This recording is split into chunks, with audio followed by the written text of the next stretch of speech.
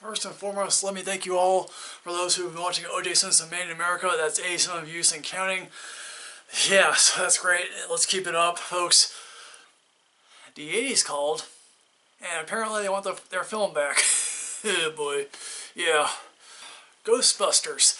So Ghostbusters is the, I guess, remake slash reboot attempt of redoing a hit from the 1980s, and it's directed by Feig, and he co-writes this thing. So Aaron Goldberg, played by Kirsten Wiig, she's a university professor who's really trying to distance herself from her past, because in the past she was like co-author of this book about ghosts that are real. And so one day, as she's trying to get tenure, her past comes back to haunt her, I guess, or I don't know that is specifically made clear. Apparently, her former friend Abby, who is played by McCarthy, she basically decides, okay, I'm going to put this book out there on eBay, and so I guess this is all a set of silly circumstances for them to be reunited. Just, again, through a set of silly circumstances, or bizarre circumstances. It's like, this is how I feel here. It's like, these two are reunited, and I guess Wiig tags along as they go and investigate this, haunting at this 18th century mansion. And I guess they're proving right that ghosts exist, and Erin has her spirits reawakened of like, oh, these ghosts are real, and Abby. So I'd say, let's go in business here. And so they do, they go in business. So along with Abby's assistant Jillian, who's played by Kate McKinnon, they form a Ghostbusters unit, I guess. And so in another ghost hunting experience, they find themselves underneath a train station in which, Patty, played by Leslie Jones, she sees a ghost, and they try to capture this ghost, in which their results are not successful, but over time they manage to, after one interesting experience with a ghost at this rock concert, they get exposure at the same time, and people are saying, no, this isn't real. As they're trying to prove themselves that they are not fake Ghostbusters, that they're real, there is this, event occurs in which a vengeful, I guess, hotel employee named, or he's a hotel janitor, named Rowan, played by, Neil Conroy, he decides to unleash a vortex that has all these ghosts. Okay, well, let me just say this. I think this is one of the more enjoyable 2-hour experiences I've had in recent years. I busted out laughing multiple times. It's like, again, that's what I feel. It's like there are certain scenes that are indeed really effective here. It's like, again, I was never bored. So Kate McKinnon, who's been on Saturday Night Live, she's, I think, Hillary Clinton. She is really funny. Leslie Jones is really, there are several scenes with her in one particular concert. That's actually really funny. Chris Hemsworth, who plays Thor, I didn't realize Chris Hemsworth could be funny. He's probably one of the best things here. He's again, as I keep reiterating, he is funny. Some of the better scenes of the film involve him. As much as I, say I was never bored, and this was one of the more quicker 2 hours of the summer here, it's like, yeah, this film has a whole lot of problems. First and foremost, the original film was a horror / comedy, and they managed to balance that out in such a way that it was effective. Here it's like, this is a comedy, but it's like, they say it's a horror comedy. I really didn't know, where's the horror?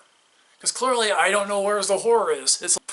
I think one of the biggest problems I have is like, here's the thing, I have no problem with Paul Feig. He must be a really nice guy in real life. But here's the thing, while I wasn't the biggest fan of Bridesmaids, here's the thing, he knows how to do comedy really well.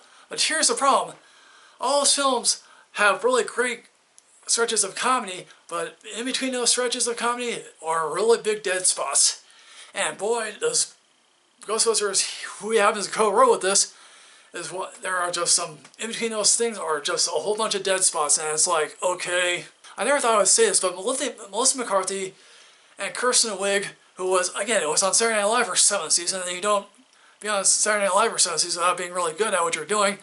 They look bored, and I never thought I'd say that, because it's like, Kirsten Wiig, I guess, can be funny. I guess some of the best things in Bridesmaid was with her playing off of different people, and it's like, Melissa McCarthy, yeah, it's like, I may not necessarily get Melissa McCarthy, but I certainly know people who actually love Melissa McCarthy, and they'll be disappointed that she just looks really bored.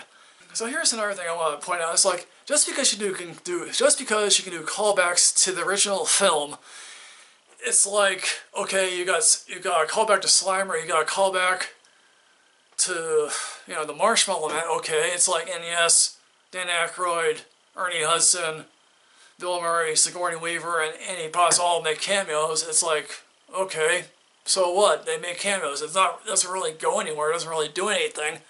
It just frustrates me to no end. It's like, okay, Harold Ramis is no longer with us, but it's like, you know, you could easily you could easily make a third Ghostbusters film with them in it, and everyone would be happy. But of course, it's all females this time around. And it's also, here's the thing. It's like, this really feels like a first draft. It really does. The Ghostbusters 2, back, I don't know when the second film was, it was like, they essentially remade the first film. Here, Paul Feig essentially remade the first film again. It's like, we haven't advanced the material here, so it could be exciting. It's like, oh, so let me say this. I know a lot of people are up in arms the Ghostbusters name the Ghostbusters name was apparently remixed by someone, and I guess it's in this film. It's like, for me, it's like, okay, it's a theme song. It's been remixed for a new generation, but it's like, for some people, oh, they're up in arms, oh, it's terrible. For me, it's like, it's a theme song. Get over it. So in the end, folks, it's like, we have 3 really great performances in McKinnon, Jones, and Hemsworth, but there are a whole lot of times where I'm thinking, okay, let's move this along. And so in the end, folks, what I'm going to do is I'm giving this a matinee rating, because I feel like those 3 performances, and at times for the fact that I wasn't bored, really elevates them to what maybe this will be good enough for a second film. Who knows? Maybe. So what did you think about the Ghostbusters reboot? Did you happen to love it? Did you happen to agree that there's this whole lot of films with a whole lot of dead spots? So comment below. Let me know, folks. So as always, folks, like, comment, subscribe. Put the comments in the thing below here. And as always, enrich yourself with knowledge, because otherwise you're going to be left in the dark. Yeah, folks. Hopefully, and I'll see you next time.